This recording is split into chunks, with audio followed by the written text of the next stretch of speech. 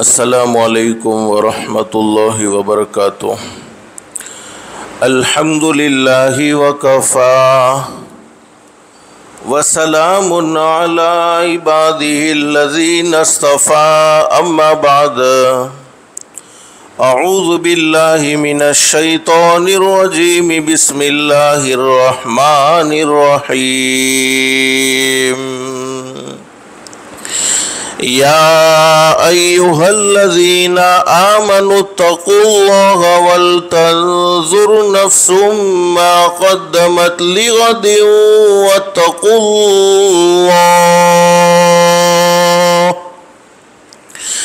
इन्नल्लाह ख़बीरुम बिमा तअमलून।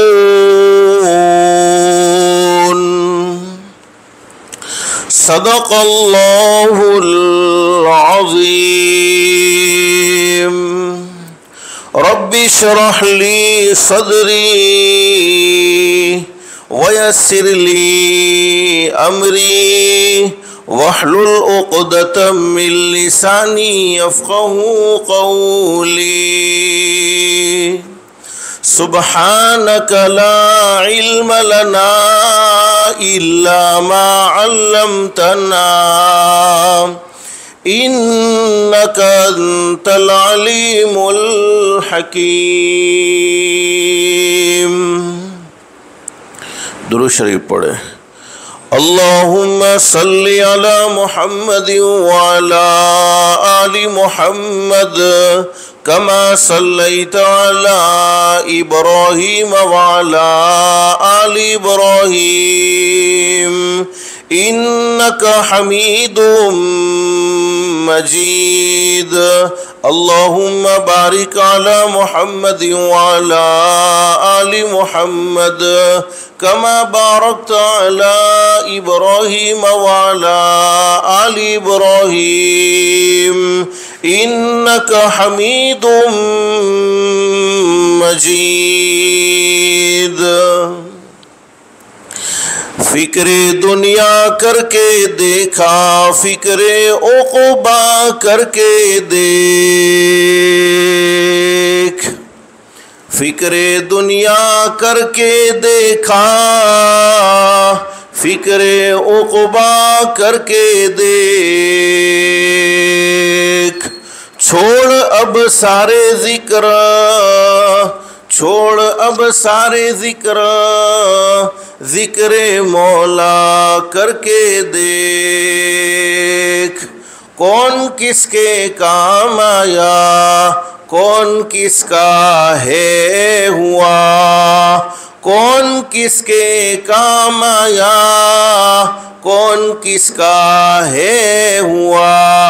सबको अपना करके देखा, रब को अपना करके देख। सबको अपना करके देखा, रब को अपना करके देख।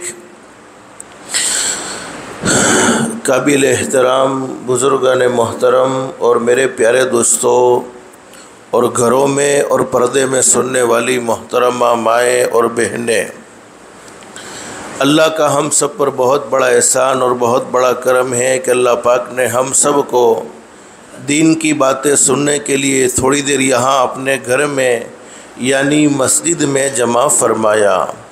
दुआ करो अल्लाह हम सब के जमा होने को कबूल फरमाए। हदीस शरीफ में हज़रत अक़दस नबी करीम सल्लल्लाहु अलैहि वसल्लम का सच्चा इरशाद आली है, मस्जिद में आने वाला अल्लाह का मेहमान होता है और अल्लाह रब्बुल आलमीन ख़ुद उसके मेज़बान होते हैं। हम अपने घर में किसको बुलाते हैं? जिससे मोहब्बत होती है, जिससे खुसूसी ताल्लुक़ होता है। अल्लाह पाक भी अपने घर में उन्हीं बंदों को बुलाते हैं जिन बंदों से अल्लाह पाक को खुसूसी मोहब्बत है, जिन बंदों से अल्लाह पाक को खुसूसी ताल्लुक़ है। अल्लाह से दिल से दुआ कर लो, अल्लाह तूने अपने फ़ज़ल व करम से, अपनी रहमत से दुनिया में हमें अपना मेहमान बनाया है और मस्जिद में बुलाया है।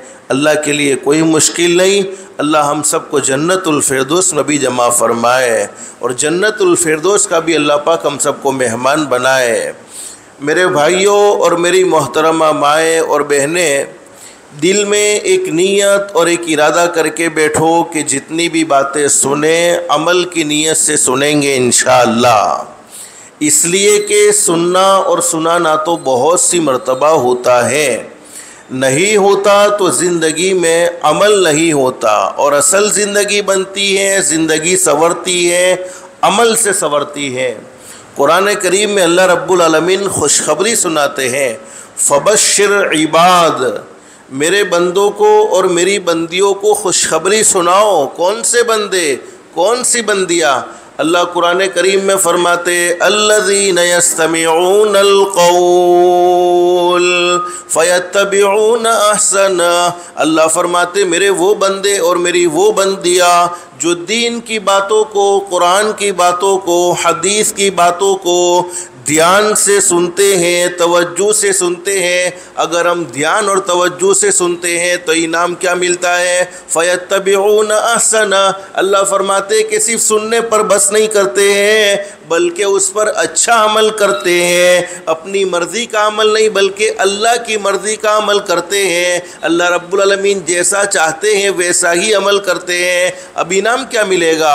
उलाइकल्लज़ीना हदाहुमुल्लाह व उलाइका हुम उलुल अलबाब। अल्लाह फरमाते मेरे बंदों और मेरी बंदियों, तुम ज़मीन पर अमल की नियत करोगे, तुम ज़मीन पर अमल का इरादा करोगे, मैं रब्बुल आलमीन आसमानों पर तुम्हारे लिए हिदायत के फ़ैसले कर दूँगा। और मेरे भाइयों और मेरी मोहतरमा माएँ और बहनें, हिदायत से बढ़कर कोई दौलत हो नहीं सकती। दुनिया की मुख्तसर सी ज़िंदगी में, दुनिया की ख़त्म होने वाली ज़िंदगी में इंसान को सब कुछ मिल जाए लेकिन हिदायत न मिले, आमाल सालिहा की तौफीक न मिले, नेक आमाल का जज्बा उसके दिल में पैदा न हो, उस इंसान की दुनिया की ज़िंदगी बेकार है। और जिसकी दुनिया की ज़िंदगी अल्लाह को नाराज़ करके बेकार हो गई, जिसकी दुनिया की ज़िंदगी अल्लाह को नाराज़ करके बिगड़ गई, अल्लाह हिफाजत फरमाए, अल्लाह हिफाजत फरमाए, अल्लाह हिफाजत फरमाए, उसकी आखिरत की ज़िंदगी दुरुस्त नहीं हो सकती है। इसलिए कि अल्लाह पाक ने दुनिया की ज़िंदगी आखिरत की ज़िंदगी बनाने के लिए, दुनिया की ज़िंदगी आखिरत की ज़िंदगी संवारने के लिए नसीब फरमाई है। बस अल्लाह से दिल से दुआ कर लो, अल्लाह हम सबको अमल की भी तौफीक नसीब फरमाए और अल्लाह पाक हम सबको हिदायत की दौलत से भी माला माल फरमाए। एक सहाबी ने हज़रत नबी करीम सल्लल्लाहु अलैहि वसल्लम से सवाल कर लिया, मेरे महबूब हज़रत मोहम्मदुर रसूलुल्लाह सल्लल्लाहु अलैहि वसल्लम, अल्लाह रब्बुल आलमीन किसी बंदे के बारे में या किसी बंदी के बारे में हिदायत का फ़ैसला कर दे तो हिदायत के फ़ैसले का क्या मतलब है? और याद रखो, हिदायत देने वाला बोलो कौन? सिर्फ एक अल्लाह ही है। अल्लाह ही हमें सीधा रास्ता बतलाता है। सहाबी ने सवाल किया, अल्लाह के नबी, अल्लाह पाक किसी बंदे के बारे में या किसी बंदी के बारे में हिदायत का फ़ैसला कर दे तो हिदायत के फ़ैसले का क्या मतलब है? हज़रत नबी करीम सल्लल्लाहु अलैहि वसल्लम ने फरमाया, सुनो मेरे उम्मतियों, हिदायत के फ़ैसले का मतलब ये है, अल्लाह मौत आएगी, चाहो न चाहो मौत के वक्त अल्लाह पाक ज़रूर कलमा नसीब फरमा देगा। इससे बड़ा इनाम क्या हो सकता है कि हम दुनिया से जा रहे हो और हमारी ज़ुबान पर जारी हो जाए, कहो ला इलाहा इल्लल्लाह मुहम्मदुर रसूलुल्लाह सल्लल्लाहु अलैहि वसल्लम।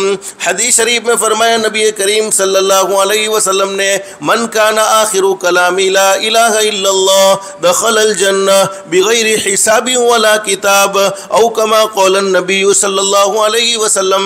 नबी करीम सल्लल्लाहु अलैहि वसल्लम ने अपनी सच्ची ज़ुबान मुबारक से ये बात बयान फरमाई है, जिसकी ज़िंदगी का आखिरी कलाम, जिसने दुनिया से जाते हुए ला इलाहा इल्लल्लाह कह दिया होगा, वो जन्नत में बग़ैर हिसाब व किताब के ज़रूर दाखिल होगा। बस अल्लाह से दिल से दुआ कर लो, अल्लाह हम सब की दुनिया भी बेहतर से बेहतर बनाए, आखिरत भी बेहतर से बेहतर बनाए। एक बात तो फ़ाइनल और तयशुदा कि एक न एक दिन बोलो ये पूरी दुनिया ख़त्म हो जाएगी।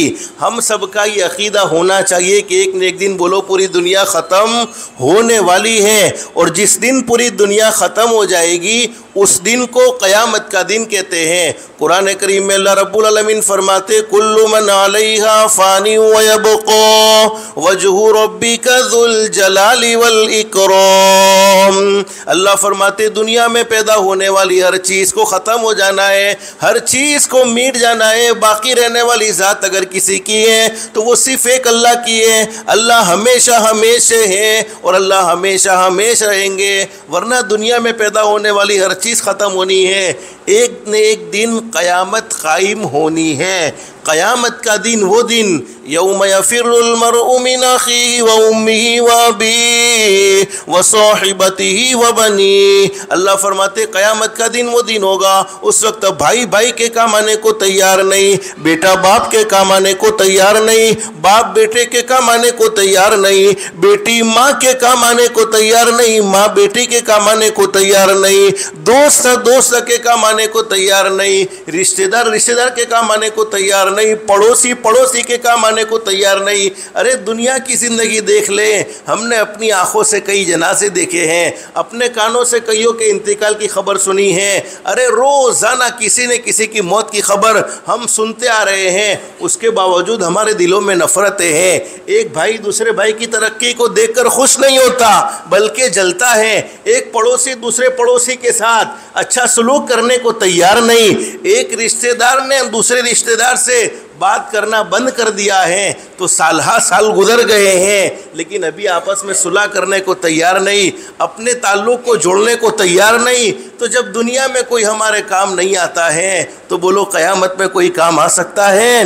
कोई काम नहीं आ सकता है। हाँ, अगर कोई काम आ जाए तो वो हमारे आका हज़रत मुहम्मदुर रसूलुल्लाह सल्लल्लाहु अलैहि वसल्लम की ज़ात-ए गिरामी है।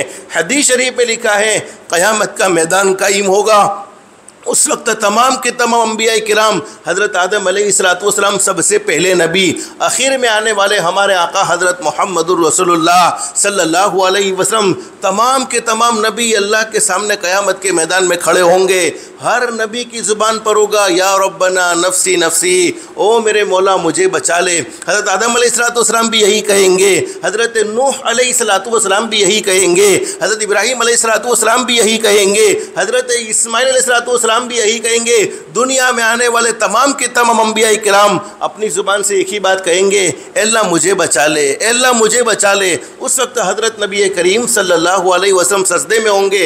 अल्लाह फरमाएंगे मेरे महबूब, सारे नबियों ने अपने मुतालिक मांगा है, सारे नबियों ने अपने मुतालिक सवाल किया है, आप भी तो सवाल करें, आप भी तो मांगे, क्या मांगना चाहते हैं? उस वक्त हज़रत नबी करीम सल्लल्लाहु अलैहि वसल्लम सजदे से अपने सर को उठाएंगे और हमारे नबी की ज़ुबान पर एक ही बात होगी, या रब्बना उम्मती उम्मती। सबको अपनी फ़िक्र है, मुझे मेरी उम्मत की फ़िक्र है। उम्मत के एक एक आदमी को जब तक जन्नत तक न पहुँचा दूँ तब तक मैं सुकून और इत्मीनान से बैठने वाला नहीं, तब तक मुझे सुकून नहीं मिलेगा जब तक कि मेरे उम्मती का एक एक फ़र्द जन्नत में दाखिल न हो जाए। तो मेरे भाइयों, क़यामत में तो बोलो कोई किसी के काम आने को तैयार नहीं, लेकिन क़यामत कायम ज़रूर होनी है।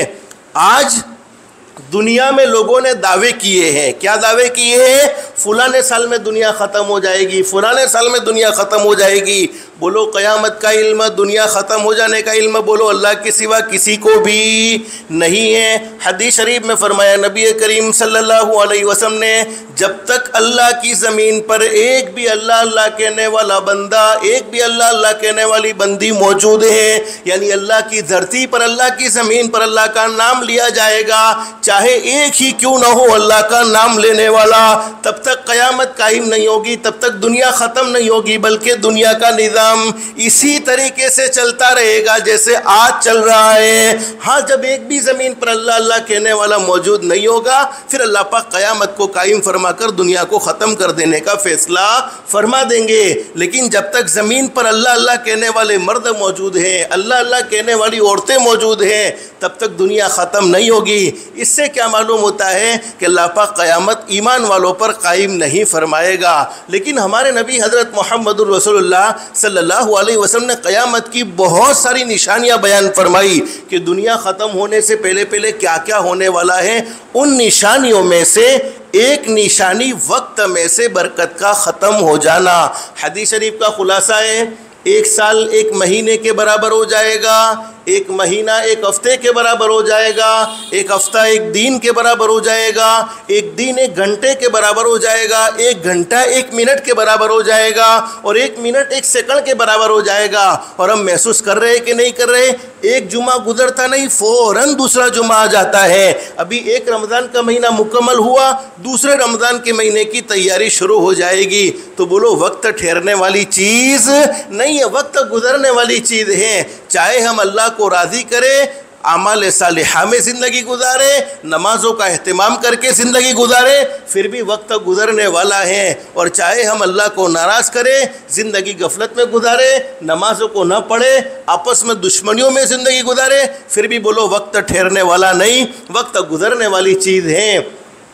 आज हम अपनी ज़िंदगी में सबसे ज़्यादा किसी चीज़ की नाकदरी करते हैं तो वो वक्त की नाकदरी करते हैं। हम खुद अपना जायज़ा ले सकते हैं कि 24 घंटे हमारे किस मशगले में गुजर रहे हैं, कौन से काम में गुजर रहे हैं। अल्लाह को राज़ी करने में गुजर रहे हैं या अल्लाह को नाराज़ करने में गुजर रहे हैं। उलमा ने बड़ी ज़बरदस्त बात बयान फरमाई है, हर इंसान को सोने और चांदी से मोहब्बत होती है। अल्लाह पाक ने फितरी तौर पर इंसान के दिल में माल की मोहब्बत रखी है। तो सोना जिसको कहते हैं गोल्ड, गोल्ड की मोहब्बत, सोने की मोहब्बत हर एक के दिल में होती है। अलबत्ता औरतों के दिल में ज़्यादा होती है, लेकिन मर्दों के दिल में भी होती है। लेकिन अल्लाह ना करे अगर सोना गफलत की वजह से, लापरवाही की वजह से ज़ाया हो जाए, बर्बाद हो जाए, तबाह हो जाए, तो अल्लाह के लिए कोई मुश्किल नहीं है। जितना बर्बाद हुआ है उससे भी डबल बोलो वापस लाना कोई मुश्किल और कोई नामुमकिन काम नहीं है, बल्कि अल्लाह पाक उससे भी डबल वापस दे सकते हैं। लेकिन वक्त एक मर्तबा हाथ से चला गया, फिर वो कभी ज़िंदगी भर वापस आता नहीं है। तो वक्त सोने से भी ज़्यादा कीमती है। और अल्लाह पाक ने हमें खूबसूरत ज़िंदगी नसीब फरमाई। हदीस शरीफ में मौजूद है, क़यामत के मैदान में अल्लाह रब्बुल आलमीन अपने बंदों से और अपनी बंदियों से कुछ सवालात करेंगे और उन सवालात का सही सही जवाब देना होगा।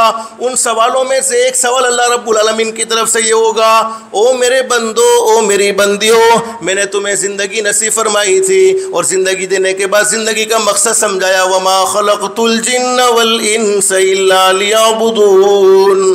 तुम्हें दुनिया में क्यों भेजा है ये बात तुम्हें समझा दी गई थी कि अल्लाह पाक ने दुनिया में इसलिए भेजा है ताकि अल्लाह की इबादत करके अल्लाह को पहचान ले।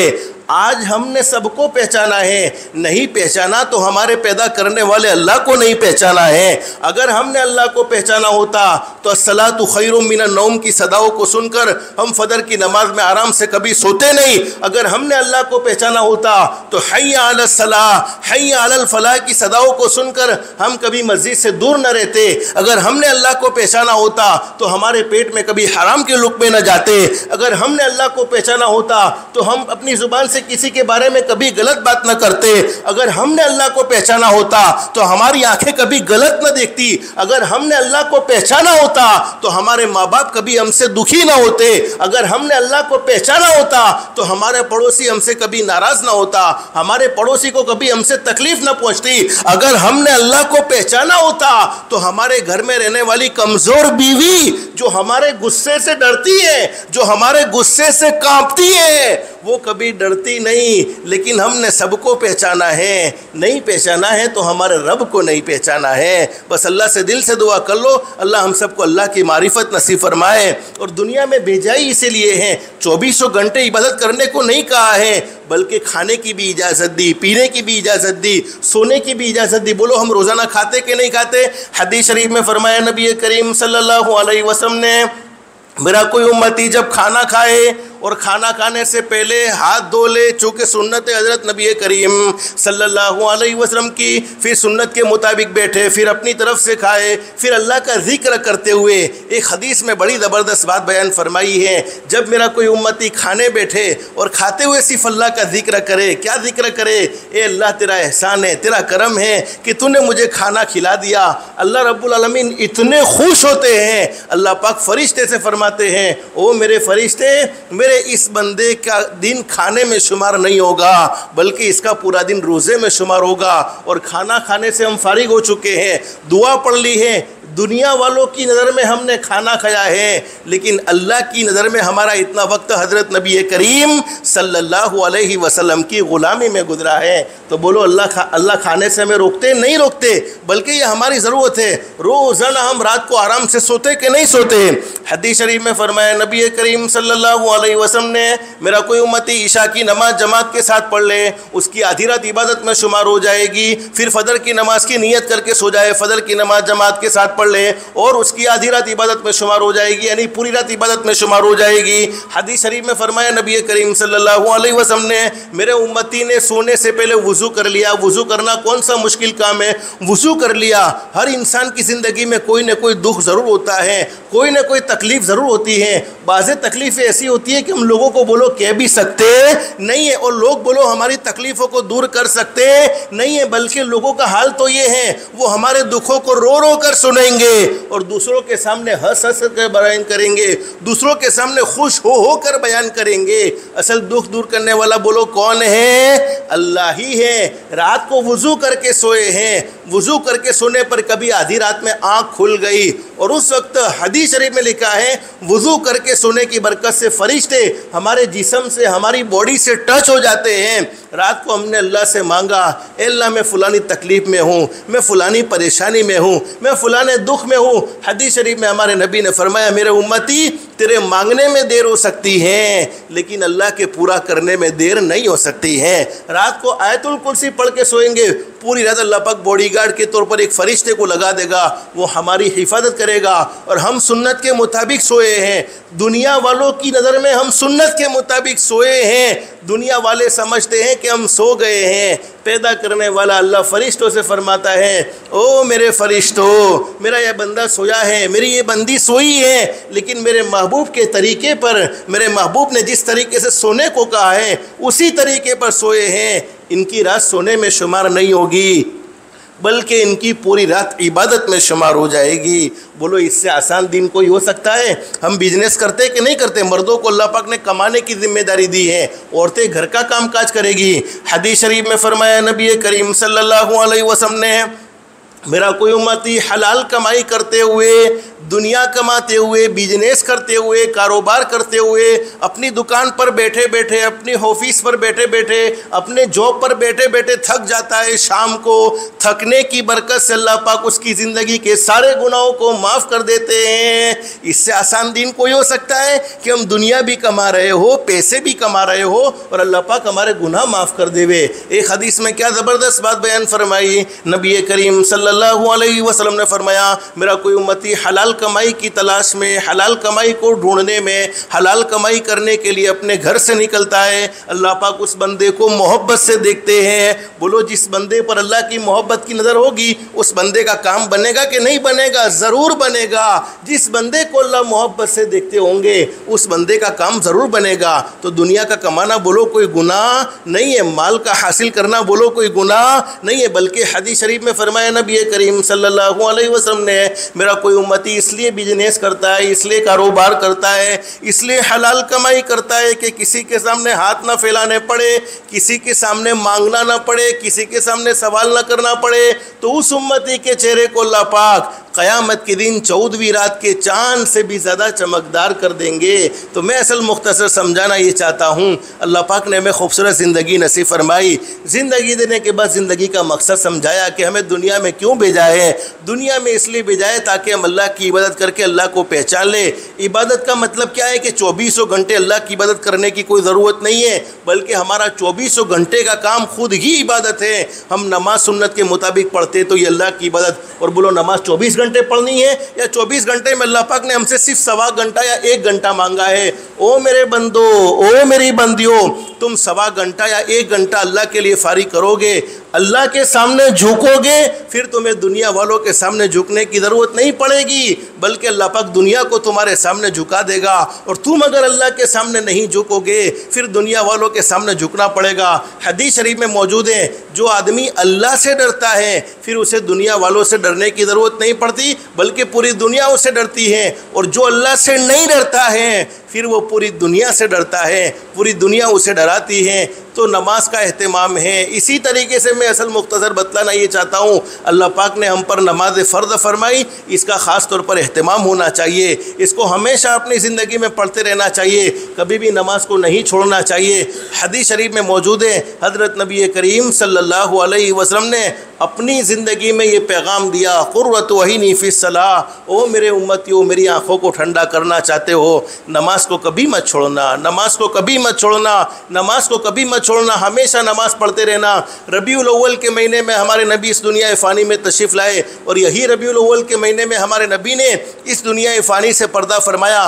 दुनिया का अगर सबसे ज़्यादा कोई खूबसूरत दिन शुमार होता है तो वो दिन जिस दिन में हज़रत नबी करीम सल्लल्लाहु अलैहि वसल्लम इस दुनिया फ़ानी में तशरीफ़ लाए, और दुनिया में अगर कोई सदमे वाला दिन था तो वो दिन था जिस दिन में हज़रत नबी करीम सल्लल्लाहु अलैहि वसल्लम ने इस दुनिया फ़ानी से पर्दा फरमाया।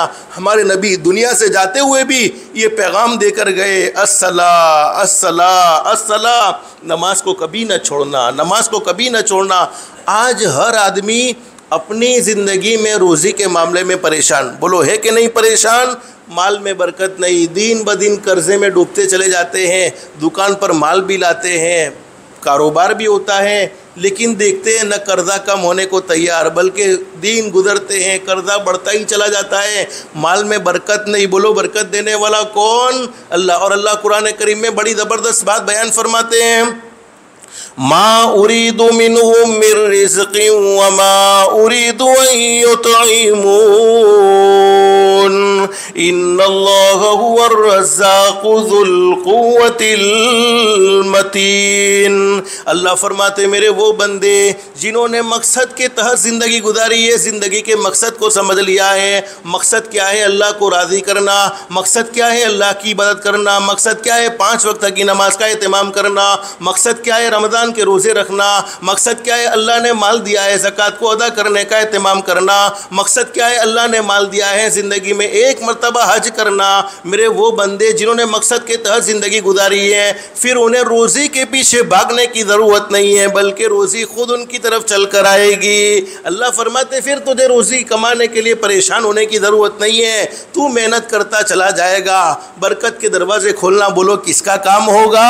अल्लाह का काम होगा। तो रोज़ी देने वाली ज़ात तो अल्लाह की है। आज लोग सोचते हैं कि मेरी रोज़ी पर किसी ने जादू कर दिया है, जिन्नात की कोई प्रॉब्लम है। उलमा जानते हैं, हदीस शरीफ में लिखा है मौत और रोज़ी इंसान की पहले से लिख दी गई है। जब उसकी मौत आनी है तब उसकी मौत आकर रहेगी, और जितना इसको रिस्क मिलना है उतना उसको मिलकर ही रहेगा। हाँ, कभी कभी हालात होते हैं, कैसे हालात होते हैं? पहले बहुत माल था, बचत भी बहुत ज़्यादा थी, हाथ देने वाला था। अब कुछ ज़माना गुजरा तो ऐसी परेशानियां ज़िंदगी में आई, ऐसे हालात ज़िंदगी में आए कि वो हाथ देने वाला था अब वो लेने वाला बन गया। तो उसकी वजह क्या है? उसकी वजह ये है कि कभी कभी हम अल्लाह को नाराज़ कर लेते हैं, अल्लाह के अहकाम के ख़िलाफ़ ज़िंदगी गुजारते हैं, जिसके नतीजे में अल्लाह पाक कभी कभी आजमाइशों में मुब्तला करते हैं। बड़ी ज़बरदस्त बात बयान फरमाई एक सहाबी ने, बड़ी ज़बरदस्त बात बयान फरमाई। एक सहाबी फरमाते हैं, जब तू अपने दिल में सख्ती महसूस करे, दिल के सख्त हो जाने की निशानी क्या है? अल्लाह के कुरान की बातों का बोलो दिल पर असर होता नहीं है। मौत को देखते हैं, मौत को सुनते हैं, मौत का तज़किरा पढ़ते हैं, लेकिन दिल में कभी ये डर पैदा नहीं होता कि एक न एक दिन मुझे भी मर जाना है। जन्नत का तज़किरा सुनकर जन्नत का शौक़ पैदा नहीं होता, जहन्नम का तज़किरा सुनकर जहन्नम का डर दिलों में पैदा नहीं होता। किसी को परेशान देखकर, किसी को दुखी देखकर हमारा दिल बेचैन और बेकरार नहीं होता, बल्कि वो तड़पता है, तड़पे मैं सुकून और इत्मीनान से हूँ। यानी इंसानियत दिलों में से ख़त्म हो चुकी है, हमदर्दी दिल में नहीं है। तो समझ लेना चाहिए दिल सख्त हो चुका है, और सख्त दिल अल्लाह से बहुत दूर हो जाता है। साहबी फरमाते जब तू अपने दिल में सख्ती महसूस करे और जिस्म में कमज़ोरी महसूस करे, बीमारियाँ तरह तरह की बीमारी, एक बीमारी का इलाज मुकम्मल हुआ नहीं था कि दूसरी बीमारी ने फ़ौरन जन्म ले लिया, दूसरी बीमारी फ़ौरन शुरू हो गई, दूसरी बीमारी का इलाज कराया, तीसरी बीमारी शुरू हो गई, तीसरी बीमारी का इलाज करवाया, चौथी बीमारी शुरू हो गई, और तू अपने रिस्क में महरूमी देखे।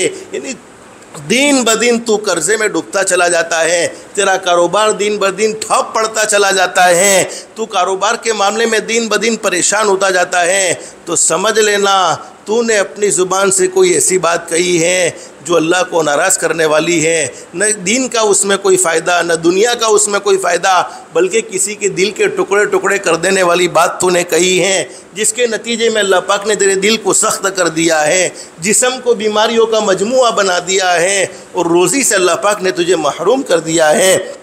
तो मैं असल समझाना ये चाहता हूँ, मरना तो बोलो हर किसी को है, दुनिया तो हर किसी को छोड़ देनी होगी, कोई दुनिया में हमेशा हमेश के लिए बोलो नहीं आया है, बल्कि हर एक को एक न एक दिन ये दुनिया छोड़कर आखिरत के हवाले होना है। इसलिए बहुत ज़बरदस्त बात बयान फरमाइए, इंसान संभल जा अब भी तो, अल्लाह को नाराज़ करते हुए दुनिया में संभल जाओ, किसी का हक मारते हुए दुनिया में चौकन्ना हो जाओ, हराम कमाते हुए दुनिया में संभल जाओ, नफ़रतें फैलाते हुए दुनिया में संभल जाओ, झूठ बोलते हुए दुनिया में संभल जाओ, मोबाइल का गलत इस्तेमाल करते हुए दुनिया में डर जाओ, आपस में लड़ाई झगड़े करके ज़िंदगी गुजारते हुए दुनिया में संभल जाओ। अस्सलातु खैरुम मिनन नौम की सदाओं को रोज़ाना सुबह में सुनते हैं, आराम से सोते हुए चौकन्ना हो जाओ, समझ जाओ। हय्या अलस सलाह हय्या अलल फलाह की सदाओं को सुनते हैं, लेकिन कदम मस्जिद की तरफ नहीं उठते हैं। नमाज पढ़ने को दिल नहीं चाहता तो डर जाओ। अरे माँ बाप को दुखी करते हुए दुनिया में संभल जाओ, पड़ोसियों को तकलीफ़ पहुँचाते हुए दुनिया में संभल जाओ।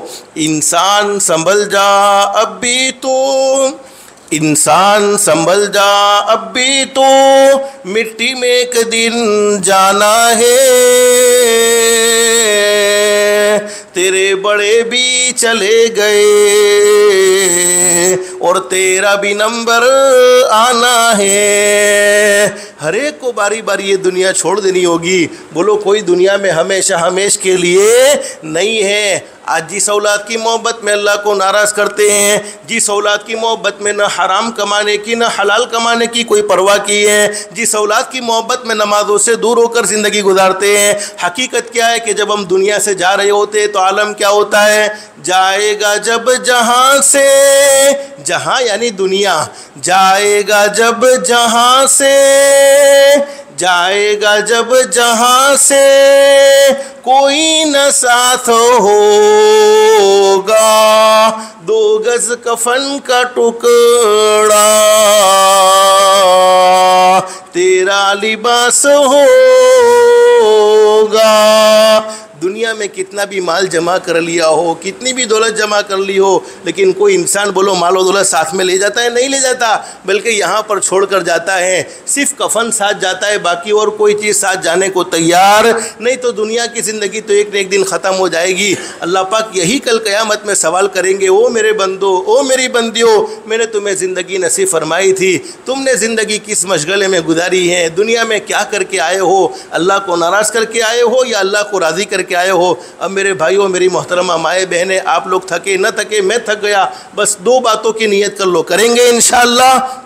अगर ये 2 काम हमने अपनी ज़िंदगी में कर लिए, मर्दों ने किए, औरतों ने किए, दुनिया वाले अच्छा समझे न समझे, पैदा करने वाला अल्लाह कहेगा मेरा बंदा तुझसे अच्छा कोई नहीं, मेरी बंदी तुझसे अच्छी कोई नहीं। दुनिया वाले इज्जत करे न करे, दुनिया वाले हमसे मोहब्बत करे न करे, बोलो पैदा करने वाला अल्लाह जब इज़्ज़त करने लगे, पैदा करने वाला अल्लाह जब हमसे मोहब्बत करने लगे, तो दुनिया वालों की इज़्ज़त की बोलो कोई ज़रूरत है? कोई ज़रूरत नहीं है। जब अल्लाह इज़्ज़त करेगा तो पूरी दुनिया इज़्ज़त करेगी, अल्लाह मोहब्बत करेगा तो पूरी दुनिया मोहब्बत करेगी। 2 काम करेंगे इंशाअल्लाह। सबसे पहला काम 5 वक्त की नमाज का हो इंशाअल्लाह। नमाज पढ़ने वाले से बोलो अच्छा कोई हो सकता है? जो अल्लाह के सामने झुकता हो उससे अच्छा कोई हो सकता है? हम सबको बोलो एक न एक दिन ये दुनिया छोड़ देनी है और हर एक को दुनिया से चले जाना है। हदीस शरीफ में फरमाया नबी करीम सल्लल्लाहु अलैहि वसल्लम ने, मेरा वो उम्मती जिसने नमाज़ों का एहतमाम किया, फ़ायदा ये होगा कि शैतान मरदूद को अल्लाह पाक उससे दूर रखेंगे, शैतान के हमले से वो महफूज रहेगा दुनिया की ज़िंदगी में, और जब मौत आएगी तो शैतान शैतान की पूरी पूरी कोशिश ये रहती है कि ये दुनिया से जाने वाला बगैर ईमान के चला जाए, बगैर कलमे के चला जाए। तो अल्लाह पाक मौत के वक्त मलकुल मौत शैतान को खुद उससे दूर कर देंगे और उसे कलमा पढ़ाएंगे, फिर उसकी रूह को कब्ज़ा करेंगे। तो नमाज़ों का अहतमाम करेंगे, अल्लाह पाक रोज़ी में बरकत। नमाज़ों का अहतमाम करेंगे, सबसे बड़ा फ़ायदा अल्लाह पाक हमारी औलाद को हमारी आँखों की ठंडक बना देगा। हर इंसान की चाहत होती है कि नहीं, चाहत होती है कि मेरी औलाद मेरी आँखों की ठंडक बने, मेरा सहारा बने। हम अल्लाह के सामने झुकेंगे, अल्लाह पाक हमारी औलाद को हमारा फरमा बरदार बनाएगा। तो बोलो पहला काम कौन सा करना है, बोलो ज़ोर से। 5 वक्त की नमाज कभी भी नहीं छोड़ेंगे, कहो इंशाअल्लाह। कब से नमाज शुरू करेंगे, जुमा से या रमज़ान से? अरे बोलो ना कब से? आज की ज़ोहर की नमाज से हम इंशाअल्लाह नमाज पढ़ते रहेंगे। 24 घंटे में सिर्फ अल्लाह को 1 घंटा सवा घंटा देंगे, हमारा पैदा करने वाला अल्लाह हमसे खुश हो जाएगा। फिर अल्लाह पाक हमें दुनिया वालों के सामने बोलो झुकने नहीं देगा। और दूसरा काम करेंगे, अपनी ज़ात से किसी को दुख मत पहुंचाओ, किसी को तकलीफ़ मत पहुंचाओ। किसी के साथ अच्छा मामला नहीं कर सकते तो बोलो उसके साथ बुरा मामला भी नहीं करना चाहिए। किसी की तारीफ़ नहीं कर सकते तो बोलो उसकी बुराई भी नहीं करनी चाहिए। किसी को फ़ायदा नहीं पहुंचा सकते तो बोलो उसको नुकसान भी नहीं पहुंचाना चाहिए। कमा तदीन तुदान, जैसा करोगे वैसा भरोगे, जैसी करनी वैसी भरनी, ना मानो तो करके देखो। जन्नत भी है दोज़ख भी है, ना मानो तो मर के देखो। भले अमल का भला नतीजा, बुरे अमल का बुरा नतीजा, जिन लोगों ने बुरा किया है चलकर उनका घर देखो। किसी के दिल के टुकड़े टुकड़े करने वाले, किसी को सताने वाले, किसी को दुख पहुंचाने वाले कभी भी सुकून और इत्मीनान से नहीं सो सकते हैं, बल्कि अल्लाह पाक उनकी ज़िंदगियों से बोलो सुकून और इत्मीनान छीन लेते हैं। जिसको सताया है उसे तो कभी न कभी राहत मिल जाती है, उसे तो कभी न कभी सुकून मिल जाता है, लेकिन सताने वालों को कभी सुकून मिलता नहीं है। आखिरी हदीस शरीफ में फरमाया नबी, यानी बयान की आखिरी हदीस, अब थके नहीं, बात ख़त्म हो गई इंशाअल्लाह। ये आखिरी हदीस शरीफ में फरमाया नबी करीम सल्लल्लाहु अलैहि वसल्लम ने, अल्लाह रब्बुल आलमीन बड़े करीम है कहो बेशक, बड़े रहीम है कहो बेशक। पूरी ज़िंदगी गुनाहों में गुजर जाए, पूरी ज़िंदगी नाफरमानी में गुजर जाए, लेकिन एक मर्तबा सिर्फ सच्चे दिल से कह दिया जाए अस्तगफिरुल्लाह, कह दो अस्तगफिरुल्लाह। माँ बहनें सुन रही है, वो भी दिल दिल में कह दे अस्तगफिरुल्लाह, कहो फिर अस्तगफिरुल्लाह। सिर्फ एक मर्तबा कह दिया जाए अस्तगफिरुल्लाह, जिसके माना ये है अल्लाह मैं तुझसे माफ़ी मांगता हूँ। औरत है तो अल्लाह मैं तुझसे माफ़ी मांगती हूँ। अल्लाह रब्बुल आलमीन फरमाते ओ मेरे बंदे, ओ मेरी बंदी, तूने मुझसे माफ़ी मांगी है, मेरी इज्जत की कसम मैंने तेरी ज़िंदगी के सारे गुनाहों को माफ़ कर दिया है, और ऐसा माफ़ किया है अत्ताइबु मिनज़्ज़ंबि कमल्ला ज़ंबला, जैसा कि तूने गुनाह किया ही नहीं था, जैसा कि तूने अल्लाह की नाफरमानी की ही नहीं थी। अल्लाह बड़े करीम है, बड़े रहीम है। पूरी ज़िंदगी गुनाहों में गुजर जाए, पूरी ज़िंदगी नाफरमानी में गुजर जाए, सिर्फ एक मरतबा सच्चे दिल से कह दिया जाए अस्तगफिरुल्लाह, अल्लाह पाक माफ़ फरमा देते हैं। अल्लाह पाक दुनिया के अंदर कभी कभी गुनाहों को ज़रूर माफ़ फरमा देते हैं, कभी कभी अल्लाह पाक उसकी दुनिया में पकड़ भी फरमाते हैं, और कभी कभी कुछ गुनाह ऐसे होते हैं जिनकी सज़ा आखिरत पर छोड़ देते हैं। यानी दुनिया में इसकी पकड़ नहीं होती बल्कि इसकी सज़ा आखिरत में मिलती है। 2 गुनाह ऐसे हैं जिनकी सज़ा मरने से पहले भी मिलती है, मरने के बाद तो मिलती ही मिलती है, लेकिन मरने से पहले दुनिया में भी ज़रूर मिलती है। नंबर 1, जिसने अपने माँ बाप के दिल के टुकड़े टुकड़े किए हो, माँ बाप को सताया हो, माँ बाप को दुखी किया हो, माँ बाप को नाराज़ किया हो, मरने से पहले दुनिया में ज़रूर भुगतना पड़ता है। इसलिए आज से हम सब तय करेंगे इंशाअल्लाह अपने माँ बाप के साथ अच्छा सलूक करेंगे, माँ बाप को कभी नाराज़ नहीं करेंगे, माँ बाप का दिल कभी नहीं दुखाएंगे। हमारे माँ बाप के हम पर बड़े एहसानात हैं। अल्लाह के एहसानात के बाद, अल्लाह के नबी के एहसानात के बाद अगर हम पर सबसे ज़्यादा किसी के एहसानात हैं तो हमारे माँ बाप के एहसानात हैं, और हमारे माँ बाप से बढ़कर बोलो हमारा कोई खैर खा हो सकता नहीं है। तो माँ बाप को कभी नाराज़ नहीं करेंगे। माँ बाप को नाराज़ करने की सज़ा मरने के बाद तो मिलती ही मिलती है, मरने से पहले दुनिया में भी ज़रूर मिल जाती है। और नंबर 2, जिसने किसी पर जुल्म किया हो, जिसने किसी पर ज़्यादती की हो, जालिम को अल्लाह पाक ढील ज़रूर देते हैं, लेकिन जालिम की पकड़ भी ज़रूर होती है। और जब जालिम को अल्लाह पाक पकड़ते हैं तो कोई तावीज़ वाला बाबू बोलो जालिम को अल्लाह की की पकड़ से बचा सकता नहीं है। इसलिए कभी भी किसी के साथ जाति का मामला नहीं, हर एक के साथ भलाई का मामला करेंगे कहो इंशाअल्लाह हमारे माँ बाप को हमसे राहत पहुँचेगी, हमारे रिश्तेदारों को हमसे राहत पहुँचेगी, हमारे पड़ोसी को कभी हम दुख नहीं पहुँचाएंगे, हमारी मस्जिद के साथियों के साथ भी हम अच्छा मामला करेंगे। अगर हम हर एक के साथ अच्छा सलूक करेंगे, पैदा करने वाला अल्लाह हमारे साथ अच्छा करेगा। बस अल्लाह से दिल से दुआ कर लो, अल्लाह हम सबको अखलाक मुस्तफ़ा वाली ज़िंदगी नसीब फरमाए, 5 वक्त की नमाज का अहतमाम की तौफीक नसीब फरमाए, हमारी दुनिया भी बेहतर से बेहतर बनाए, आखिरत भी बेहतर से बेहतर बनाए। मेरे भाइयों, रबीउल अव्वल का मुबारक महीना है, आज एक अमल भी शुरू कर लो, अल्लाह की ज़ात आली से उम्मीद है बड़ा फ़ायदा होगा। रोज़ाना 313 मरतबा दुरूद शरीफ पढ़ने का बोलो ख़ास तौर पर एहतमाम करेंगे। सबसे अच्छा दुरूद शरीफ तो वही है जिसको हम नमाज में पढ़ते हैं, लेकिन इतना वक्त नहीं, सल्लल्लाहु अलैहि वसल्लम कहो, सल्लल्लाहु अलैहि वसल्लम। कितना छोटा दुरूद शरीफ, या अल्लाहुम्मा सल्लि अला मुहम्मद, अल्लाहुम्मा सल्लि अला मुहम्मद। दुरूद शरीफ एक ऐसी इबादत है, हर इबादत के मकबूल और मरदूद होने के चांसेस हैं, लेकिन दुरूद शरीफ के मकबूल ही होने के चांसेस है। चाहे दिल से पढ़ो, चाहे बगैर दिल के पढ़ो, चाहे इखलास से पढ़ो, चाहे रियाकारी से पढ़ो, दुरूद शरीफ हर हाल में अल्लाह की बारगाह में मंजूर होता है, मकबूल होता है। जो शख्स रोज़ाना 313 मरतबा दुरूद शरीफ पढ़े, अल्लाह पाक उसे बहुत जल्दी मक्कतुल मुकर्रमा और मदीनतुल मुनव्वरा का सफ़र करवाएगा, ख्वाब में हज़रत नबी करीम सल्लल्लाहु अलैहि वसल्लम की ज़ियारत नसीब फरमाएगा। अल्लाह पाक उसे ऐसी बड़ी बड़ी बीमारियों से महफूज रखेगा जिन बीमारियों से आदमी कब्र के हवाले हो जाता है, जैसे कैंसर है, हार्ट अटैक है, जिन्नात और जादू की तकलीफ़ से भी अल्लाह पाक उसे बचा लेगा। अल्लाह पाक उसकी रोज़ी में बहुत ज़्यादा बरकतें नसीब फरमा देगा और अल्लाह पाक उसे दुनिया में भी इज़्ज़तें नसीब फरमाएगा और आखिरत में भी इज्जत नसीब फरमाएगा। दुरूद शरीफ बहुत बड़ा ख़जाना है। अगर हम कर्ज में डूब चुके हैं, हमारे पास कर्जा अदा करने की ताकत नहीं, हमारे नबी ने फरमाया मेरी ज़ात पर मोहब्बत के साथ दुरूद पढ़ ले, अल्लाह पाक पहाड़ों से भी बड़े कर्जे से तुझे नजात नसीब फरमा देगा।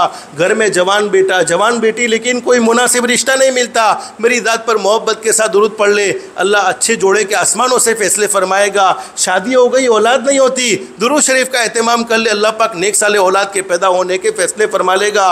कारोबार में तंगी है, रोज़ी में तंगी है, दुरूद शरीफ का एहतमाम कर ले, अल्लाह पाक तेरी रोज़ी के दरवाजे आफियत के साथ खोल देगा। तो दुरूद शरीफ का बोलो ख़ास तौर पर एहतमाम करेंगे, दुरूद शरीफ पढ़ेंगे, हमारे नबी की मोहब्बत हमारे दिल में पैदा होगी। जब नबी की मोहब्बत दिल में पैदा होगी तो बोलो नमाज पढ़ना भी आसान होगा, गुनाहों से बचना भी आसान होगा, अल्लाह को राज़ी करना भी आसान होगा। बस अल्लाह से दिल से दुआ कर लो, अल्लाह हम सबको अल्लाह को राज़ी करने वाले अमाल करने की तौफीक नसीब फरमाए और गुनाहों से बचने के अल्लाह पाक हम सबको ताकत और क़ुव्वत नसीब फरमाए। अल्लाह पाक हम सबको कहने सुनने से ज़्यादा इखलास, इस्तिखलास और इस्तिकामत के साथ अमल की तौफीक नसीब फरमाए। आमीन या रब्बल आलमीन व आखिरु दावाना अनिल हम्दुलिल्लाहि रब्बिल आलमीन। अस्तग़फिरुल्लाह।